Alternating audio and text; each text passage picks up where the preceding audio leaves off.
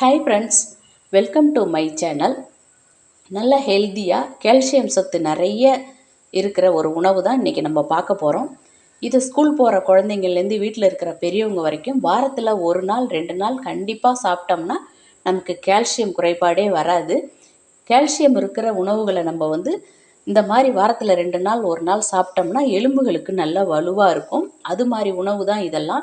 இதை பசங்களுக்கோ பெரியவங்களுக்கோ பிடித்த மாதிரி எப்படி செஞ்சு கொடுக்குறோம் அப்படிங்கிறது தான் இந்த வீடியோவில் நான் சொல்லியிருக்கேன். இந்த மாதிரி செஞ்சு கொடுத்தீங்கன்னா அவங்க திரும்பி திரும்பி கேட்டு வாங்கி சாப்பிடுவாங்க.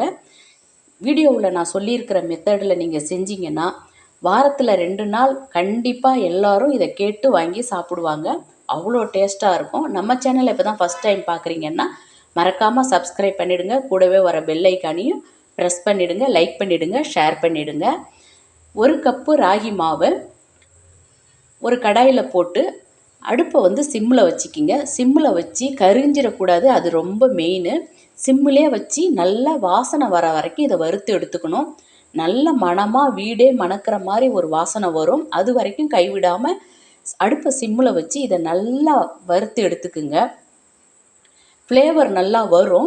மெயினாக இது கரிஞ்சிடக்கூடாது. கரிஞ்சிடுச்சுன்னா இதோட டேஸ்ட்டே டோட்டலாக வேஸ்ட் ஆகிடும். அதனால் அதை ரொம்ப கவனமாக பார்த்துக்குங்க. நல்லா வறுத்து வாசனை வர அளவுக்கு வறுத்து இந்த மாவை நல்லா ஆற விட்டுட்டு ஒரு பவுலுக்கு மாற்றிக்கிங்க. பவுலுக்கு மாற்றிட்டு கொஞ்சம் வெது வெதுப்பான சூடு இருக்கும். அந்த சூட்லேயே நம்ம பிசைஞ்சோம்னா ரொம்ப சாஃப்டாக இருக்கும் புட்டு. இப்போ ஒரு கிளாஸ் பவுலில் நான் ஒரு 1/4 டீஸ்பூன் உப்பு போட்டிருக்கேன். உப்பு போட்டு பச்சை தண்ணி தான் ஊற்றிருக்கேன். நல்லா ஒரு மிக்ஸ் பண்ணி கொடுத்துட்டு அந்த தண்ணியை மாவு கொஞ்சம் லைட்டாக சூடாக இருக்கணும். லைட்டாக சூடுலேயே இந்த பச்சை தண்ணியை ஊற்றி நல்லா கையால் எங்கே பார்த்தாலும் நல்லா மிக்ஸ் பண்ணி கொடுத்துக்குங்க.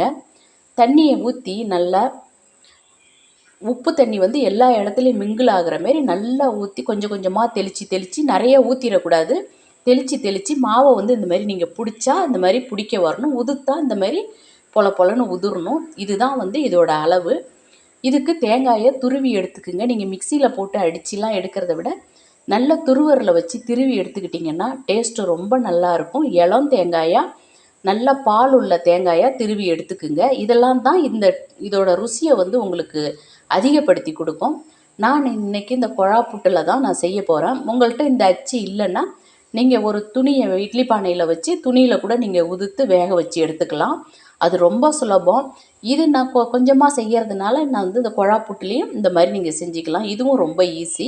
இப்போது இதில் ஒரு அச்சி போட்டுட்டு அதில் ஒரு அரை அளவு வர அளவுக்கு நான் மாவை சேர்த்துருக்கேன். இதில் ஒரு பெரிய விஷயம் என்னன்னு கேட்டிங்கன்னா, நீங்கள் குழா புட்டு அச்சியில் செய்கிறீங்கன்னா மாவை எந்த காரணம் கொண்டும் அழுத்தி விட்டுடக்கூடாது. அப்படியே போட்டு அப்படியே மேலாக்கா உதிரி உதிரியாக போட்டு அப்படியே விட்டுடணும். ஸ்பூன் வச்சோ எது வச்சோ மாவை அழுத்தி மட்டும் விட்டுடாதீங்க. 4 ஸ்பூன் போட்டு ஒரு அரை குழா வந்ததுக்கப்புறம் ஒரு 3-4 ஸ்பூன் தேங்காய் பூ சேர்த்து திருப்பி 4-5 ஸ்பூன் நீங்கள் மாவு சேர்த்து மேலே வேணும்னா நீங்கள் தேங்காய் பூ சேர்த்து இந்த மாதிரி மாறி மாறி வச்சு நல்லா இந்த மாதிரி மூடி போட்டு மூடிடுங்க. மாவை மட்டும் அழுத்தி விட்டுடாதீங்க. ரொம்ப எடுக்கிறதும் கஷ்டம், மாவு வேகவும் வேகாது. புட்டு உங்களுக்கு ரப்பரியாக ஆகிடும். இப்படி அப்படியே லேசாக வச்சு வேக வைக்கணும். இதுதான் சின்ன சின்ன டிப்ஸு.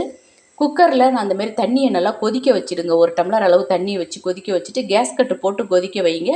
விஷில் போடக்கூடாது. விசிலை எடுத்துட்டு அந்த விஷில் வர இடத்துல இந்தமாரி குழா புட்டை இந்தமாரி சொருவிட்டிங்கன்னா ஒரு 2-3 நிமிஷத்துலேயே உங்களுக்கு தண்ணி நல்லா கொதிச்சிச்சின்னா 2-3 நிமிஷத்துலேயே உங்களுக்கு வெந்து கொடுத்துடும்.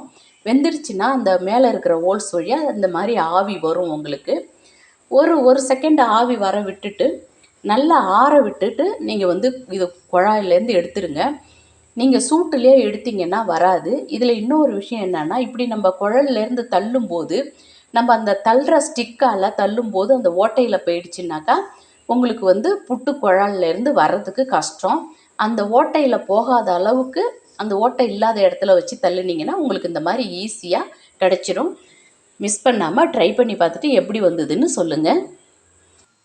வேக வச்ச புட்டை ஒரு பவுலில் நல்லா இந்த மாதிரி உதுத்திங்கன்னா பாருங்கள் எவ்வளோ சாஃப்டாக வருதுன்னு. நல்லா சாஃப்டாகவும் இருக்கும், நல்லா உதிரி உதிரியாகவும் இருக்கும். இந்த மாதிரி வறுத்துட்டு இந்த மாதிரி செஞ்சிங்கன்னா அவ்வளோ நல்லாயிருக்கும். உங்களுக்கு எவ்வளோ தேங்காய் பூ வேணுமோ அவ்வளோ தேங்காய் பூ, இளம் தேங்காவாக பூ திருவி போட்டுக்குங்க. அப்போ தான் புட்டு அடைக்காது, நல்லா டேஸ்ட்டாகவும் இருக்கும். வெல்லம் சேர்த்துக்குங்க. வெல்லத்தை நல்லா துருவிட்டு வெல்லம் சேர்த்திட்டு 1 ஸ்பூன் ஏலக்காய் பொடி சேர்த்து 2 ஸ்பூன் நல்லா பசு நெய்யாக விட்டு நல்லா மிக்ஸ் பண்ணி கொடுத்துக்குங்க. இதெல்லாம் தான் உங்களுக்கு வந்து புட்டு வந்து நீங்கள் லஞ்சுக்கு சாப்பிட்டீங்கன்னா கூட அவ்வளோ எல்லாம் ஊறி நல்லா டேஸ்ட்டாக இன்னும் சாப்பிட்ணும் அப்படிங்கிற மாதிரி இழுக்கும்.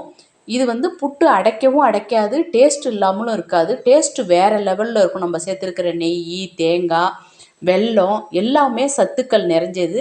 எதுவுமே சைடு எஃபெக்ட் கொடுக்காது. உங்களுக்கு தேங்காய் பூ நிறைய போட்டு சாப்பிட்டா பிடிக்கும் அப்படின்னா நீங்கள் தேங்காய் பூ வந்து நிறைய சேர்த்து குழந்தைங்களுக்கும் கொடுக்கலாம், நீங்களும் சாப்பிட்லாம். ட்ரை பண்ணி பாருங்கள்.